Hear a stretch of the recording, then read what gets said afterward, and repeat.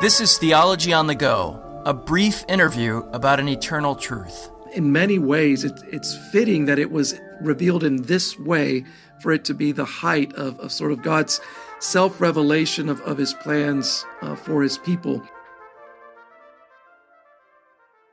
Hello and welcome to Theology on the Go. I'm Jonathan Master, joined as always by my friend and co-host James Dolezal. James, how are you today?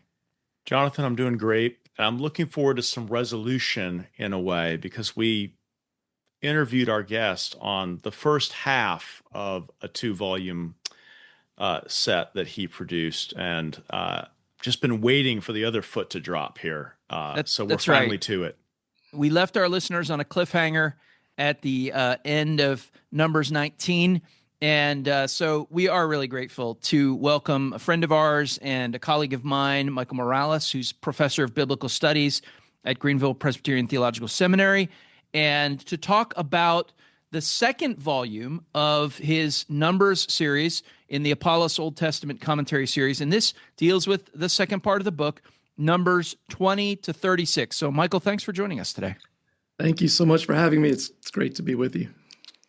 Well, I wanted to start by asking a big picture question. I know from talking to you while you were finishing this and then while you were awaiting its publication that I think you said to me several times that in some ways, and you were sort of measured in your way of describing this, but in some ways you were even more excited about Numbers 20 to 36 than Numbers 1 to 19. And so let's start there. What was it, at least for you, that really grabbed you, or that you were so interested in and excited about in this section of the book, which is frankly perhaps a lesser studied section of the book of Numbers?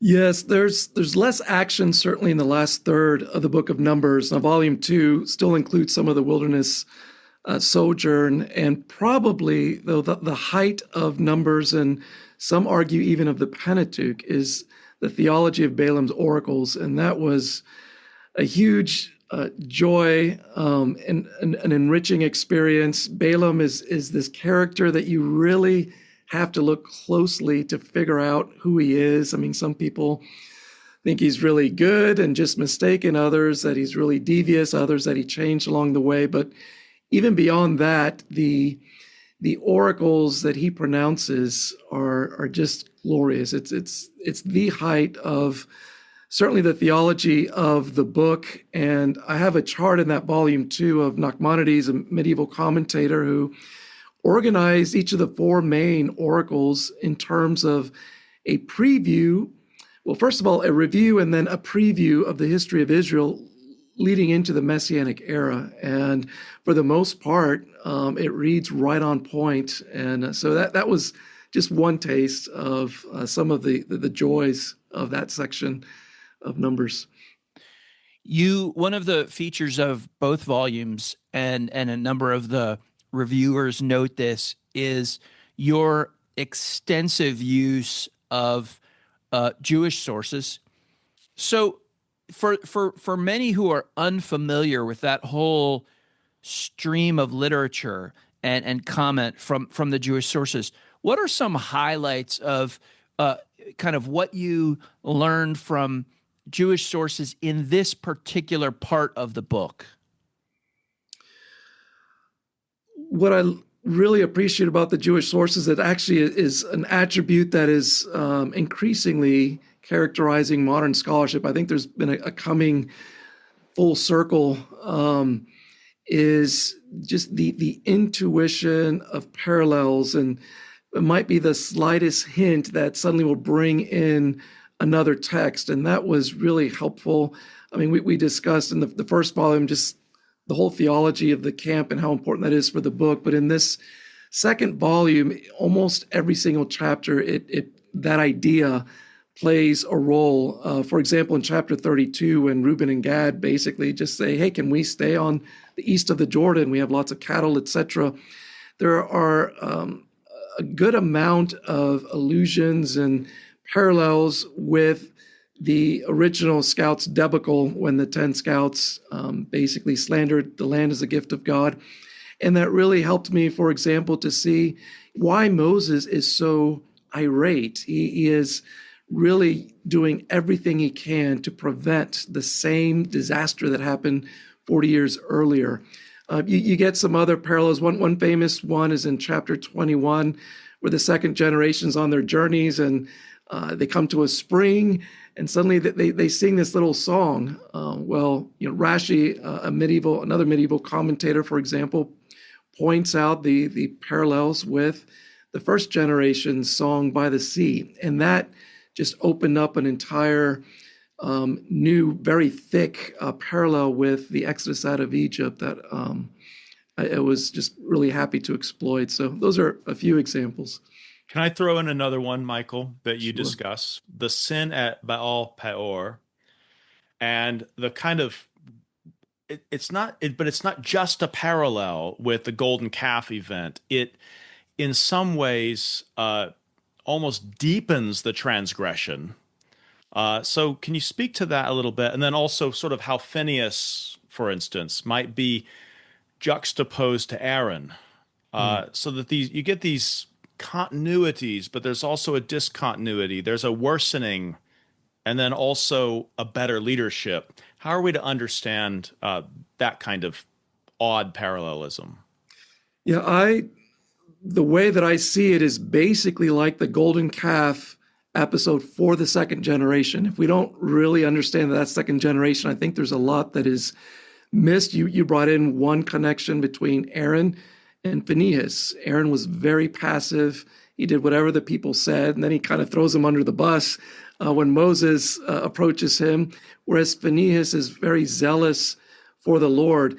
And you're right, it's always deepened the second time around. So after the golden calf, God specifically says, "My name is jealous, and you shall not go after this harlotry of other gods." And that really paints chapter 25 with a lot of this spiritual adultery, this marriage imagery that I tried to link back to the strayed woman.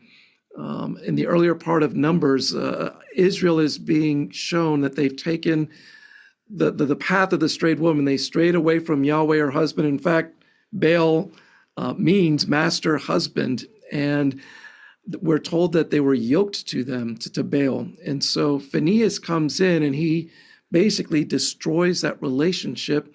And God uses all the language from that strayed woman ritual where the husband is filled with jealousy and zeal for his marriage. All of that language only shows up again for Phinehas, who, representing God as a priest, represents the husband's jealousy to claim back for himself his wife. So there's a recapitulation here, not just of Exodus, but even of earlier parts of Numbers. Yes, that's right. Yep. Michael, I wanted to ask you a little bit more about the whole incident with that you mentioned earlier with Balaam, and you referenced the fact that there are a variety of views on him, although it is recognized that his prophecies are significant high points in the Pentateuch and certainly in the book of Numbers. So walk us through that. Walk our listeners through that a little bit in terms of how you see it, because that's probably, I would guess, I mean, it's hard to know this for sure, but I would guess that might be one of the great incidents that people are familiar with, the stories that people are familiar with. Yes, I struggled with Balaam's character. I mean, it was a lot of fun, but really trying to determine what the text was saying. And after a long journey, not surprisingly, because of the unity of Scripture, I think all of the later references in Numbers itself, but also Joshua, and then in the New Testament, give us what we need to know, that he really was a greedy, money-loving person. It's very subtle in chapter 22, the way after God clearly states his will, he keeps coming back. But more than that, he will use the term Yahweh, Lord, often, the covenant name for God. And yet the narrator switches. The narrator doesn't give him that honor. It doesn't allow us to see that they have that relationship. Whenever the narrator talks about the Lord's interactions with Balaam, he uses the name Elohim, the same way that when God deals with Pharaoh or the king of Gerar. And so those little subtle features, but there's a lot of them, show us that we aren't to believe what Balaam says about his own relationship with the Lord. But I think one of the questions that maybe you were suggesting, how can all of these glorious truths be proclaimed by Balaam of all people? I think that's part of what that opening chapter is telling us. There's this analogy between Balaam and his donkey that later gets picked up by Balak and Balaam, with Balaam as the donkey. And I think part of the message is if God can speak through Balaam's donkey, then he can speak even through Balaam himself. In the old Midrash sayings, they often point to the idea that you're not supposed to compliment yourself.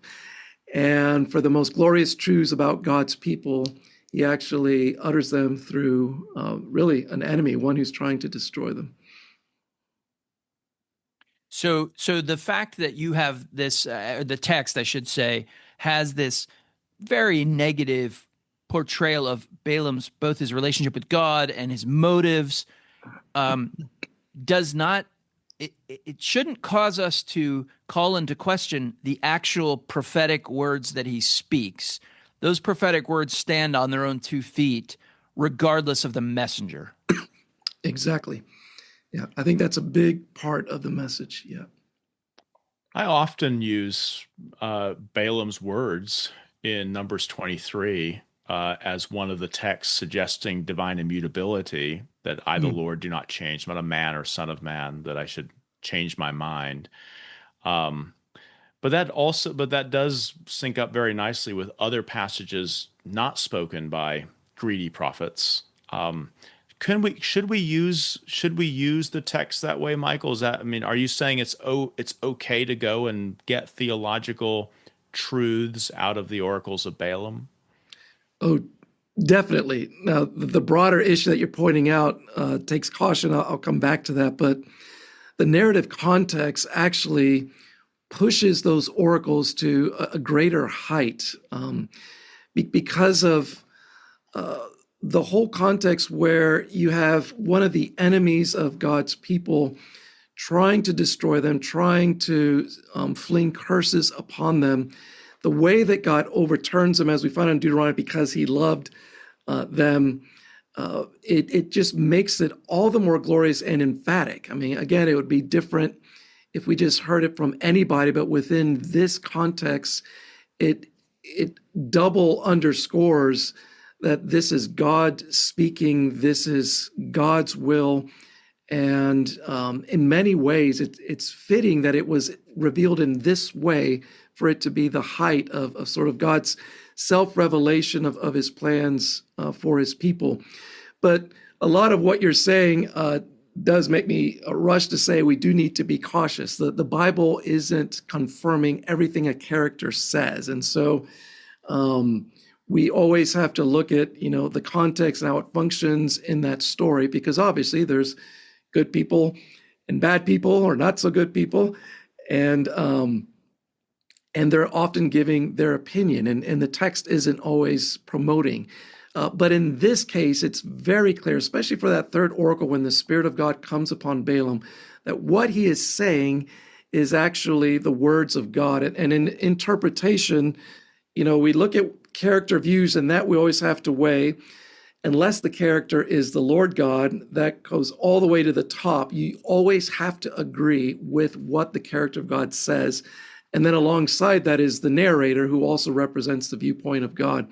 And so Balaam is an exception, because even though he's a devious character, in his case, his words are actually the words of God. And so we know, and historically, both the synagogue and the church is known to build upon this great theology. So when he says, I can only speak what God has given me, a positive spin on that would be, he's an emissary of the Lord, and he only speaks the Lord's words. But maybe there's a begrudgingness about that, or a kind of this is in spite of himself. Yeah, I think there's an irony because I assume that this is something he's always saying. He'll switch the God's name for whoever he's dealing with. But in this case, it's part of the humor, and there is a humor to his story, is that's exactly right, more than he realizes. Hmm. Michael, one of the poignant moments towards the end of Numbers is in Numbers, or at least I've always found it to have a poignancy to it, is in chapter 27 when Moses goes before the Lord, prays before the Lord about the new leader. And I want to ask you a question about that. But before we get to that, we have this interesting account of the daughters of Zelophehad. Feel free to pronounce that the right way when you answer the question. But I've always been a little puzzled about the connection between those two things, where Moses adjudicates, really the Lord adjudicates through Moses, and then Moses is told to go up to the mountain, and that's where he intercedes for a new leader. And so in what sense does that earlier account set the context for Moses' prayer? And then again, maybe we could dive a little bit into Moses' prayer for the new leader. That's a great question. Chapter 27 is really giving us a lot of transitions, obviously, from Moses to Joshua. But with the census of the second generation that will inherit the land, we're coming back to this idea that the first generation failed.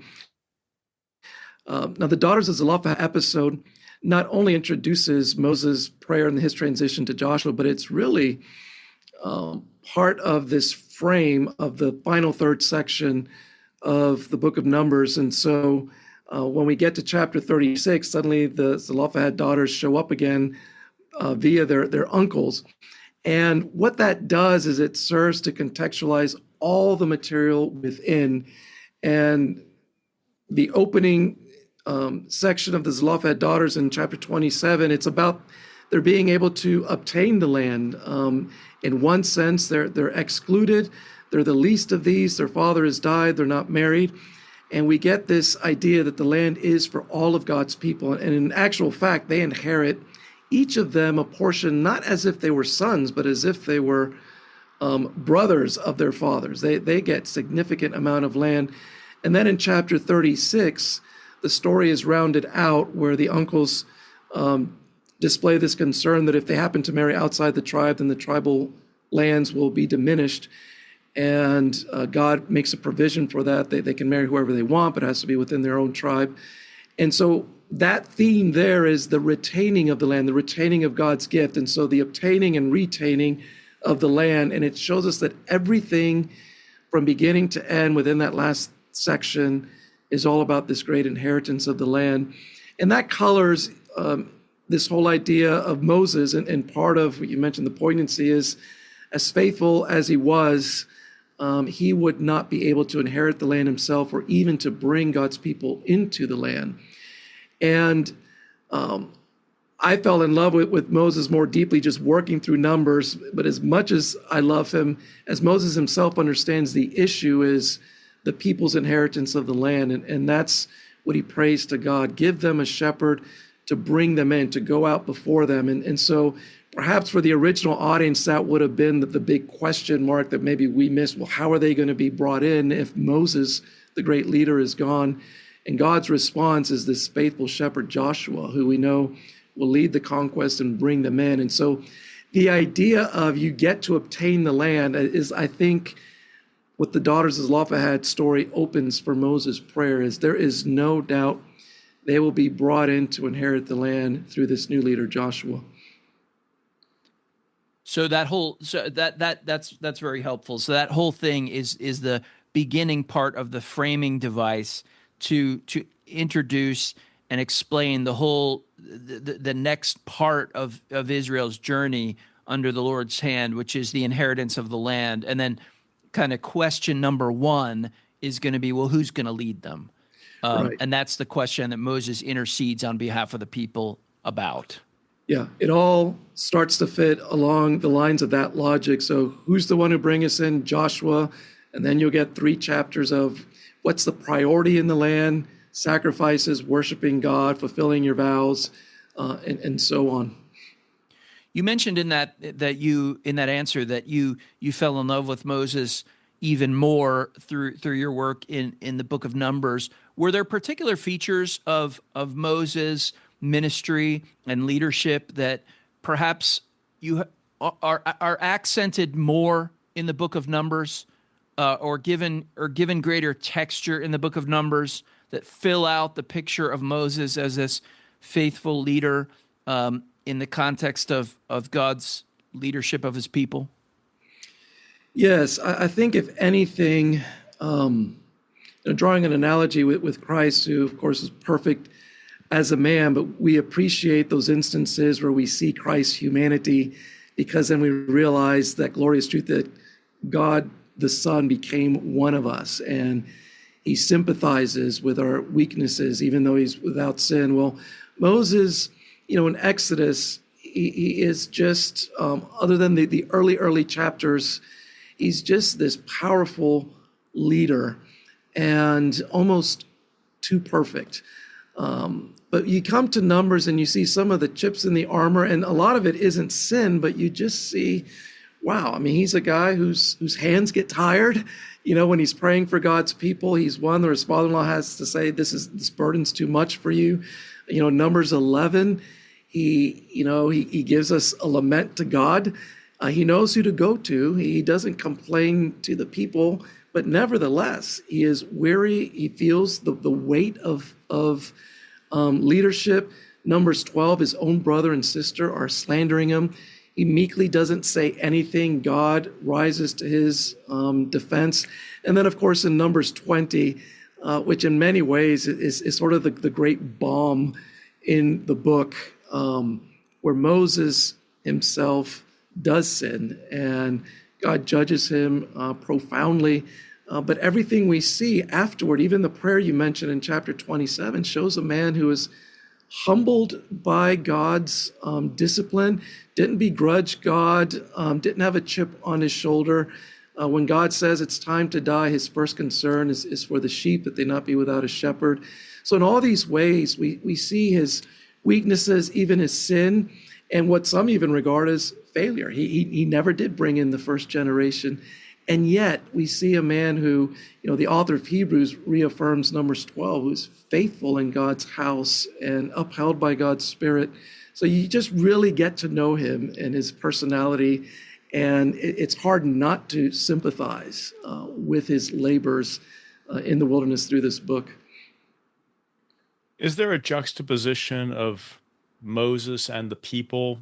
I mean, when you come to Deuteronomy later, he's going to tell them how stiff-necked they've been from the very beginning. And he's not setting himself up in light of this as a kind of perfect exemplar. But is that humbleness, that suppleness, part of that distinction between Moses, who's the friend of God with whom he speaks face to face? Is that being accentuated in that spirit? You mean specifically in the book of Deuteronomy? Well, in the book, as we see him in the book of Numbers, when he accuses them of being stiff-necked, but we don't see we see a sinful, but not a stiff-necked Moses, even right, coming out in the Numbers text.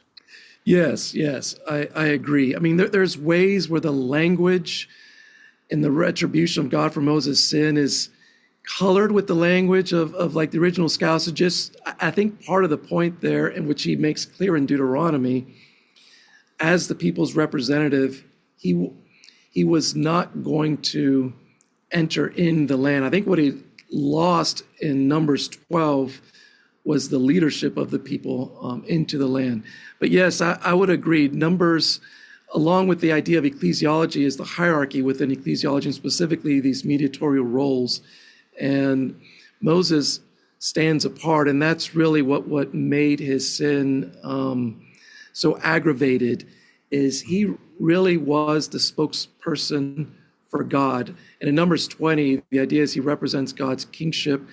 And remember how God defends Moses in Numbers 16 and 17, when Moses gets accused of, you've invented all of this, you're just putting your own family in different positions. God isn't there so much defending Moses as his revelation through Moses. And he defends it with this huge, nothing before or like it has ever been done. The ground opening up, people being swallowed alive to Sheol. And what God is defending is against that accusation of Thomas Hobbes, where he tries to stick a wedge between Moses and God. If God wants me to be accountable, he needs to talk to me directly. I don't know if Moses is lying. God said, you're not allowed. Whatever Moses says is my word. And when you see that theology, then you see how heinous Moses' sin was, because it's the one time what came out of his lips was not God's will and to the people. And God, to uphold his revelation through Moses, needs to punish Moses in a great way. But it's the exception, really. Well, Michael, we are sadly out of time for this episode, but thank you for giving us some time. And also thank you again for your many, many years of labor in Volume 1 and this volume, Volume 2, which covers Numbers 20 through 36. So thank you very much. Well, thank you for having me. It's always a joy to hang out with you guys. Well, James, we've said a lot on this show about this 2-volume Numbers commentary. It was good to have Michael back on to talk specifically about Volume 2, but this is really a monumental achievement. It has already become the standard scholarly volume on the book of Numbers. And there is it's full not only of incredible exegetical insight and the hard work of getting through the Hebrew text, but just some glorious biblical theology as well, which is just something that Michael does in an almost unparalleled way. Jonathan, if you're like me, when you go to your bookshelf trying to decide on a commentary or two to read on the Gospel of John or the book of Romans, you might be overwhelmed by the sheer number of really good treatments. I would lay odds you've never had that experience when you went to look for a Numbers commentary on your shelf. Yeah, some people may have to make space on their shelf for the book of Numbers. Yeah, and not a little space, because this is a significant exegetical commentary in 2 volumes. But it really is, if you're looking for a deep dive, and to your point a second ago, also theological excursus, so that you are getting a verse-by-verse commentary, but you're also sometimes sort of going up onto the mountaintop to also look down on the whole landscape of, yes, Numbers, but even of the Pentateuch itself, in a way that I can only think will be enriching sermon series on Numbers, which I would guess some wouldn't even have dreamt of trying a sermon series on Numbers. And maybe Michael's enabling them to dream a little bit, that it might be possible, because we have a really great help now. Well, it is a great help. And if you'd like to enter for the possibility of winning one of the copies that we have of Numbers, of Volume 2 of the Numbers commentary from Dr. Morales, Numbers 20 to 36, you can do that by going to placefortruth.org or theologyonthego.org, and there's a place for you to fill in your information there. If you've benefited from this episode, please pass it along, or from the podcast in general. We'd encourage you to pass that along to others. We love hearing from our listeners, so feel free to reach out. If you're able to rate and review the podcast, that's a big help to us. And, of course, if you're able to donate, we can only do this because of donors like you. And so if you're able to do that, you can go to alliancenet.org or placefortruth.org and click on the donate button. And as always, thank you for listening to Theology on the Go, a brief interview about an eternal truth.